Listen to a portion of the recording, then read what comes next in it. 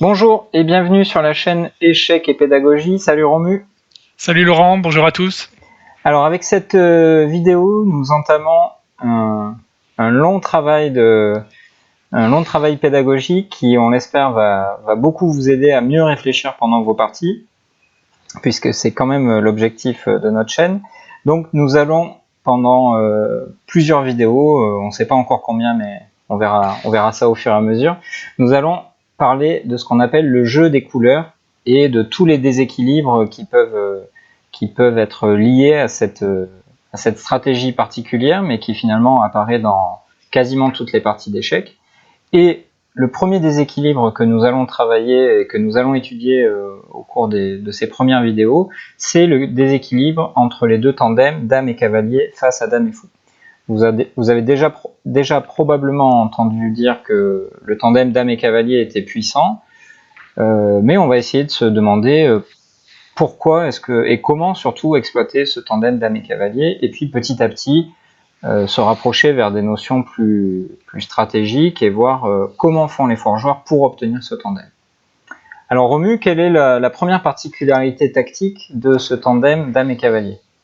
Donc la première exploitation tactique de ce tandem, comme le cavalier est capable d'en faire beaucoup de fourchettes, on va utiliser la fourchette comme premier thème, puisque c'est quand même le thème privilégié du cavalier. Mmh. Donc ici, nous voyons que les noirs ont un fou de case blanche, ce qui signifie que nous allons chercher à attaquer plutôt les cases noires avec le cavalier, puisqu'on essaye d'attaquer les cases de couleur opposée à celle du fou adverse. Mmh. Ça va être le fil rouge quasiment de cette vidéo, c'est-à-dire que la plupart des coups tactiques qu'on va pouvoir trouver, ça va être sur la couleur inverse du fou adverse. Tout à fait. Donc ici, il est assez rapide de se rendre compte que la faiblesse des noirs sur case noire, c'est le pion F6, qui est dans le viseur de la dame C3. Et la tour D6 est également bien placée pour viser ce pion. Il s'agit donc de faire dégager le fou E6 de la 6e rangée par le simple coup F5. Ok, F5. Donc, quelle est l'idée de ce coup ? Tout simplement de faire une fourchette entre la dame et le fou, donc, forçant la réponse des noirs qui est fou prend F5. Et maintenant, on voit que la tour attaque elle aussi le pion F6. Et là encore, un petit coup tactique, tour prend F6, qui donc est bien sûr sur case noire, et qui attaque la dame, qui attire la dame sur la case F6. Et ensuite, une petite fourchette à base de cavalier H5 finit le travail. Donc déjà, avec ce premier exemple, on constate à quel point il est important de se focaliser sur la couleur du fou adverse. C'est-à-dire que si mon adversaire a un fou de case blanche, a priori, pour exploiter mon tandem dame et cavalier, je vais devoir plutôt chercher des coups candidats sur les cases noires. Voilà, de toute façon, c'est assez naturel de jouer sur les cases de couleurs que l'adversaire ne contrôle pas. Donc ici, il a une pièce qui contrôle les cases blanches, donc naturellement, on va essayer de jouer là où l'adversaire est faible, à savoir sur les cases noires. Tu es en train de dire que les joueurs d'échecs sont très courageux et attaquent plutôt là où l'adversaire est faible plutôt que là où il est fort. C'est toi qui le dis. Ok, passons au deuxième coup tactique que l'on retrouve souvent avec ce tandem dame et cavalier. C'est celui de la découverte. L'échec à la découverte. Voilà. Donc ici, on voit très rapidement que la dame en A3 vise le roi qui est en F8. Le cavalier D6 s'interpose entre ces deux pièces. Donc naturellement, on va essayer d'enlever ce cavalier pour faire un échec à la découverte. Et pour montrer vraiment du doigt la belle coordination entre la dame et le cavalier, on peut essayer de viser la case E7, puisque sur cette case, si la dame arrivait sur cette case, ce serait échec et mat. Donc là, le coup cavalier C8, très joli coup esthétique, donc fait échec à la découverte. Donc si le roi va en E8, comme je viens de le dire, la case E7 devient disponible pour la dame, donc dame E7, échec et mat. Mhm. Si la dame s'interpose en C5, par dame C5, donc là la deuxième idée du coup cavalier C8 et d'intercepter la tour B8 qui ne contrôle plus la 8e rangée et surtout la case D8, et donc après l'échange de dame et tour D8, le roi noir serait échec et mat. Et on peut remarquer qu'à nouveau on a travaillé sur la même couleur, on a attaqué les cases noires et même le dernier coup échec et mat se fait sur case noire. Et donc je suppose que sur cavalier C5 c'est un petit peu le même genre de choses. Voilà, un peu plus spectaculaire parce qu'il faut sacrifier la dame, mais c'est pas très difficile. Dame prend C5, on attire la dame et on finit par mat en D8. Ok, donc c'était l'échec à la découverte. On passe à notre exemple typique suivant, qui est le mat à l'étouffée. Alors avec un petit exercice mignon, on va dire. Oui, celui-là, il est un tout petit peu plus difficile que les deux précédents. Donc déjà, on voit que le tandem dame-cavalier contre dame-fou n'est pas encore formé. Mais après le premier coup, il va apparaître. Donc le premier coup, c'est sans surprise, fou prend E5 pour exploiter le roi qui est dans le roi noir qui est coincé dans le coin en H8. Donc là, la prise du fou est obligatoire. Et dame prend E5 échec. Donc ici, seul coup fou F6. Seul coup, c'est fou F6, qui a l'air fort en fait pour les noirs puisque la dame est attaquée et on voit que si la dame part sur une case, je sais pas, en F4 ou en C7 ou peu importe, il y aurait dame prend B2 mat. Ouais. Et donc, on n'a pas très envie de jouer dame H2. Et dame H2 n'est pas vraiment dans les projets des blancs, je pense. Donc ici, il y a une jolie pointe tactique qui va se passer naturellement, en tout cas qui va viser les cases blanches, puisque les noirs ont un fou de cases noires et les blancs doivent jouer sur les cases blanches. Et le coup est basé sur l'ouverture de la colonne G avec G prend F6. On sacrifie la dame, et après tour prend E5, le coup très joli, tour G8, qui force tour prend G8 et cavalier F7, échec et mat, grâce à l'action coordonnée du cavalier et du pion F6. Voilà, donc le tandem dame-cavalier, on aurait pu choisir des exemples beaucoup plus classiques tels qu'on les apprend dans les écoles d'échecs, mais celui-ci quand même nous a semblé plus esthétique, on va dire, même si voilà, on reste focalisé sur notre idée que le tandem dame et cavalier doit attaquer traditionnellement, ou le plus souvent en tout cas, sur la couleur inverse du fou. Alors quelle est notre prochaine tactique, Romain ? La prochaine tactique, c'est un thème qui est assez courant, un thème tactique assez courant, qui est le mat des Arabes. Donc ici, les noirs ont un fou de case blanche. Donc encore une fois, on va faire exactement le même travail que l'on a déjà dit plusieurs fois. On va donc attaquer sur les cases de la couleur opposée à celle du fou adverse, donc les cases noires.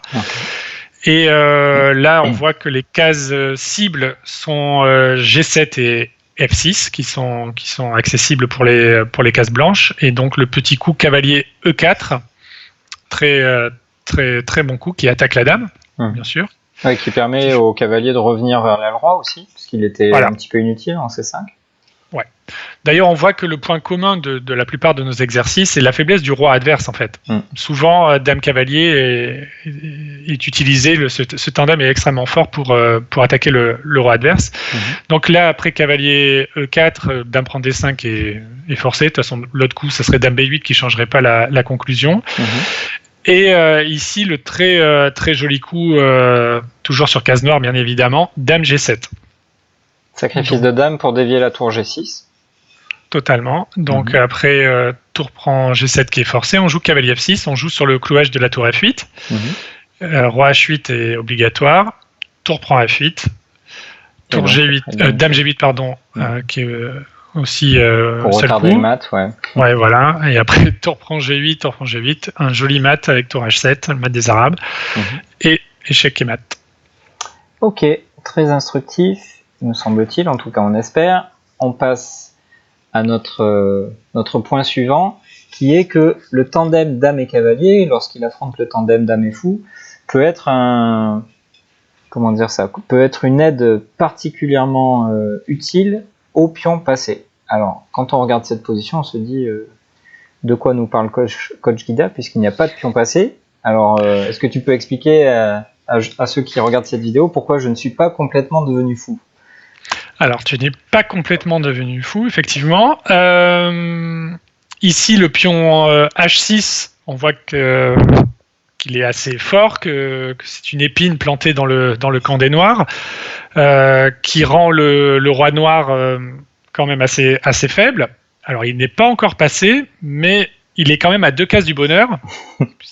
Et toute l'idée des Blancs va être d'exploiter la faiblesse du roi noir, en coordonnant bien sûr la dame et le cavalier, et grâce à une petite pointe tactique que l'on va voir, le pion H7 va disparaître, et du coup, coach Guida n'était pas devenu fou, le pion H6 va devenir passé. Donc le premier coup de la variante est sans surprise un coup sur case noire, puisque le fou noir est sur case blanche. Donc dame G5 échec. Là, il y a 2 coups, roi F8 ou roi H8. Sur roi H8, on continue le jeu sur case noire avec dame D8, dame G8 forcé, dame F6, case noire encore, dame G7 et dame prend G7. Donc là, c'est assez trivial. Donc roi F8 et sur roi F8 est quand même un peu plus compliqué. Donc là, on joue dame D8, encore une fois, forçant dame E8. Et là intervient le coup un peu difficile de la combinaison. Le coup tentant serait dame F6, mais en fait après dame F6, on joue simplement dame F7 avec les noirs, et on voit qu'on n'a pas spécialement obtenu quelque chose avec les blancs. Donc là, il faut se garder en réserve le coup dame F6, mais empêcher la défense dame F7. Donc pour cela, on va utiliser ce cavalier, et on va le mettre sur une case qui est quand même pas traditionnelle pour une pièce comme le cavalier, c'est la case H8. Donc on va jouer cavalier G6, échec au roi. D'accord, le cavalier n'est pas prenable justement parce que le pion H6 devient passé. Vous voyez que je ne suis pas encore totalement fou, seulement un petit peu. On va faire une dame, donc roi F7 est le seul coup, et donc là cavalier H8, magnifique. Voilà, roi F7, cavalier H8, serait encore une fois assez esthétique. On a essayé de choisir des exemples un peu jolis pour illustrer les différentes notions. Donc là, roi F8 est obligatoire. Et maintenant, le coup dame F6, et les noirs n'ont plus dame F7 comme ressource. Donc obligé de faire fou F7. Et donc là, la pointe. Et là, la pointe, la deuxième pointe, c'est re-cavalier G6, qui donc fait échec. Si le roi vend G8, dame H8 mat, termine la partie. Et donc le cavalier doit être capturé avec le pion cette fois, puisque le fou est cloué. Et une nouvelle fois, le pion devient passé, et donc on pousse le pion H7 et bientôt H8 dame avec un mat à suivre. Ouais, très bel exemple. Donc on voit que ce tandem dame et cavalier, lorsqu'il affronte le tandem dame et fou, il n'est finalement supérieur que s'il est là pour concrétiser un avantage finalement. En soi, le tandem dame et cavalier n'est pas un avantage, mais si un autre critère est sur l'échiquier, donc on a vu différentes choses, notamment un roi faible, alors ce tandem dame et cavalier est un outil particulièrement puissant finalement pour concrétiser l'avantage. Alors voyons nos dernières notions. La suivante, c'est le jeu sur les couleurs. Alors on a commencé à en parler, mais là on va s'approcher un peu plus de la stratégie finalement et des décisions, notamment d'échanges importants. Oui, voilà. De toute façon, c'est l'idée de notre série consacrée au jeu de couleurs. Aujourd'hui, en tout cas dans cette vidéo, on commence par une exploitation surtout d'ordre tactique, pour ensuite lentement se diriger vers plutôt de la stratégie, et avec des exemples qui seront un peu plus complexes. Donc ici, là déjà, c'est une petite introduction au jeu de couleurs. On voit que le roi noir est très faible sur case noire, puisque grâce au pion F6, notamment la case G7 est dans le viseur des pièces blanches et du cavalier et de la dame notamment. Et donc sans surprise, les blancs ont envie d'attaquer sur case noire. Donc pour cela, il s'agit d'éliminer toutes les pièces adverses qui sont susceptibles de défendre les cases noires. Donc on voit que les noirs ont un cavalier et un fou de case blanche. Donc le fou de case blanche, on n'est pas très inquiet, il ne contrôlera jamais de case noire. Tandis que le cavalier C6, lui, peut éventuellement venir à la rescousse et défendre les cases noires.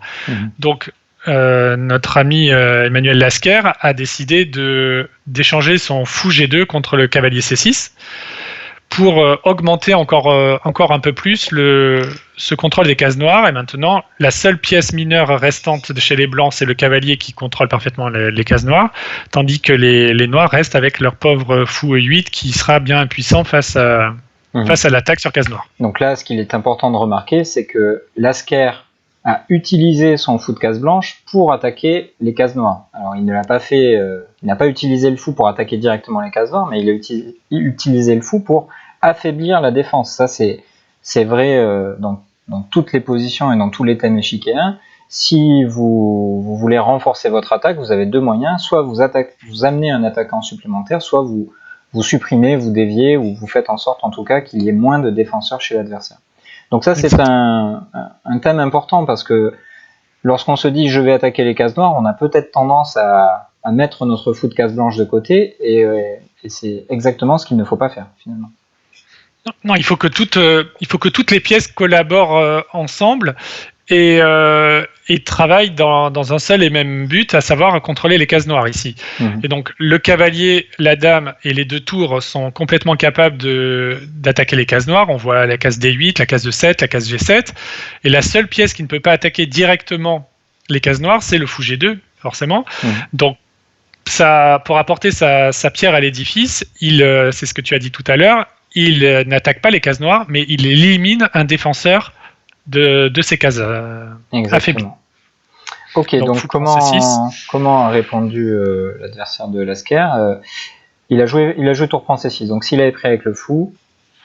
Tour D8, voilà. Bon, c'est une tactique assez facile, on dévie la dame F8 de la défense de la case G7, et après tour D8, dame G7 est imparable. Donc il a préféré prendre de la tour pour essayer de colmater la 8e, on va dire, mais finalement ça change pas grand chose.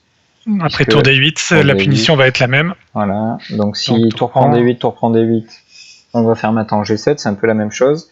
Et ce qui s'est passé dans la partie, tour C, C8. Et là, encore une fois, une punition sur case noire avec le joli coup dame G7. Donc force dame prend dame. Et après pion prend roi G8. On attire le roi sur une case de fourchette. Et donc cavalier E7 échec fait fourchette avec la tour C8 et gagne une tour. Et la partie avec. Et on voit bien la domination, tout à fait. Donc très bel exemple de Lasquer qui on va dire avait déjà compris ce qu'on est en train d'essayer de vous expliquer. Je pense. Très bien. Alors le dernier élément de notre vidéo aujourd'hui, sur lequel